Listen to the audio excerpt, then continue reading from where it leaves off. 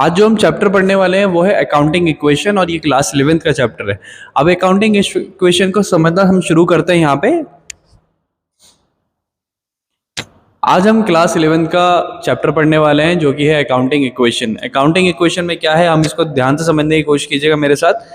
पहले हम definition cover करते हैं, फिर इसको हम थोड़ा एक्सप्लेन करेंगे। Accounting equation is a mathematical expression based on the dual expect concept of accounting. यहाँ पे कहा जा रहा है जो अकाउंटिंग इक्वेशन है वो क्या है, एक मैथमेटिकल एक्सप्रेशन है। ठीक है, इसमें हम क्या करते हैं, we are just recording the transaction but एक मैथमेटिकल एक्सप्रेशन के बिहाफ पे।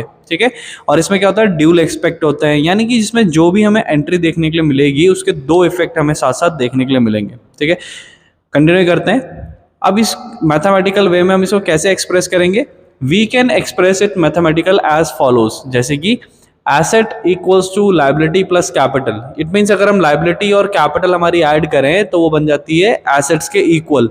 या फिर एक और पैटर्न हम यूज कर सकते हैं, capital equals to asset minus liabilities.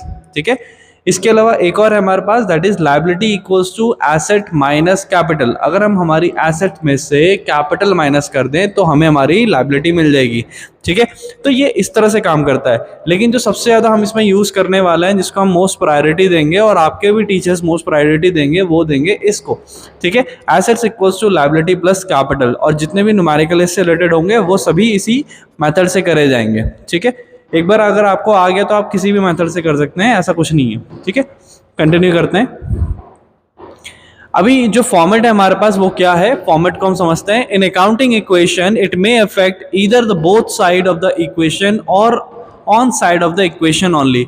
अभी जैसे हमने क्या देखा था, ऊपर एक हमारी ट्रांजेक्शन देखी है, तो जो भी हमारे पास ट्रांजेक्शन आएगी, ठीक है, कोई भी हमारे पास क्वेश्चन आएगा प्रैक्टिकली और उसमें कोई भी ट्रांजेक्शन होगी, तो उसमें हमारे पास जो भी एंट्री आएगी वो या तो हमारे पास दोनों साइड को इफेक्ट करेगी, जैसे कि एसेट में भी आएगी और फिर कैपिटल में भी आएगी, या फिर वो दोनों ही क्या होगी, एसेट में ही आएंगी, या फिर दोनों की दोनों लाइबिलिटी में ही आएंगी। इफेक्ट उनका दोनों में भी हो सकता है और अलग अलग भी हो सकता है। फाइन, डिपेंड करेगा एंट्री किस तरह की है, तो हम धीरे धीरे सीखेंगे। लेकिन अब यहाँ पे क्या करते हैं, हम फॉर्मेट समझते हैं। फॉर्मेट है हमारे पास जो हम इसके लिए यूज करते हैं अकाउंटिंग इक्वेशन के लिए, दैट इज सीरियल नंबर। यानी कि सीरियल नंबर में आएगी हमारे पास एंट्री, जैसे एंट्री नंबर 1, फिर आएगी ट्रांजैक्शन कि हम ट्रांजैक्शन क्या कर रहे हैं, तो जैसे कि हम लिख देते हैं रवि स्टार्टेड बिजनेस।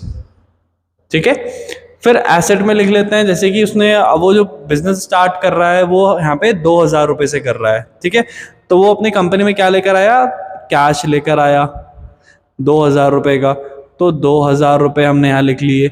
अब 2000 रुपये लेकर आया तो उसका दूसरा इफेक्ट कहाँ दिखेगा, उसने क्या करा, कंपनी में इन्वेस्ट करा। अब कंपनी में इन्वेस्ट करा है तो वो पैसा कहाँ जाएगा, कैपिटल में भी जाएगा। भाई कैश में जो पैसा लाया 2000, एसेट तो वह है वो हमारी, है ना।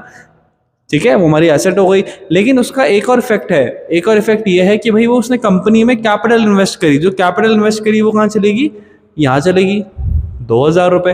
तो अब हमें क्या देखना है, बैलेंस देखना है। लाइबिलिटी में कोई चेंज नहीं था, डैश, तो दोनों साइड क्या होनी चाहिए, इक्वल होनी चाहिए। तो एसेट्स के इधर 2000 रुपये है और लाइबिलिटी में कोई चेंज नहीं था और इधर भी क्या है 2000, तो बैलेंस अभी तक सही है। तो इस तरह से हमारी ट्रांजेक्शन काम करेगी। इसके बाद हमें कहा जाएगा कि भाई हमने क्या करा है, गुड्स परचेज कर लिए हैं। जो रवि था इसने बिजनेस तो शुरू कर लिया, अब भाई कैश लेकर आया है, अब क्या करेगा बंदा, बिजनेस भी स्टार्ट करेगा। बिजनेस स्टार्ट कर दिया, अब उसके बाद सामान खरीद के लाएगा, फिर उसे बेचेगा। तो पहले अब क्या कर रहा है, सामान खरीद के लाएगा। तो जब अभी हम लिखते हैं यहाँ पे गुड्स परचेज, एंट्री नंबर 2 में क्या कर रहा है, गुड्स परचेज कर रहा है।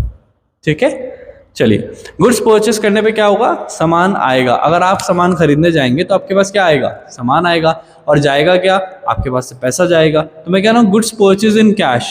ठीक है, इन कैश।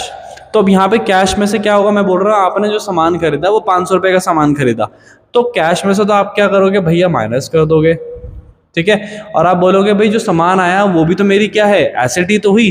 ठीक है, तो हम क्या करेंगे, एसेट के अंदर ही एक कॉलम और जोड़ देंगे जिसको हम नाम दे देंगे गुड्स का। ठीक है, और यहाँ पे हम क्या लिख देंगे, प्लस का 500। ठीक है, अब हमें क्या करना है, अब हमें जस्ट एक फिगर आउट, बैलेंसिंग फिगर निकालना है जिससे हम चेक कर पाएं कि भाई बैलेंस सही है कि नहीं। जैसे कि 2000 माइनस 500 कितना हो गया, 1500, अब वो 1500 प्लस 500 क्योंकि एसेट के अंदर की वैल्यू है, कितना हो गया 2000। अभी हमारे लायबिलिटी में कोई चेंज नहीं था और कैपिटल में भी कोई चेंज नहीं था, वो सेम ही रहेगी, तो वो भी क्या है हमारी 2000। ठीक है, तो बैलेंस क्या हो गया, इक्वल आ रहा है 2000 2000। तो इस तरह से हमारा काम करेगा फॉर्मेट। ठीक है, तो अभी ये तो एक बेसिक था, इसको हम अब कंटिन्यू करेंगे हमारे नेक्स्ट वीडियो।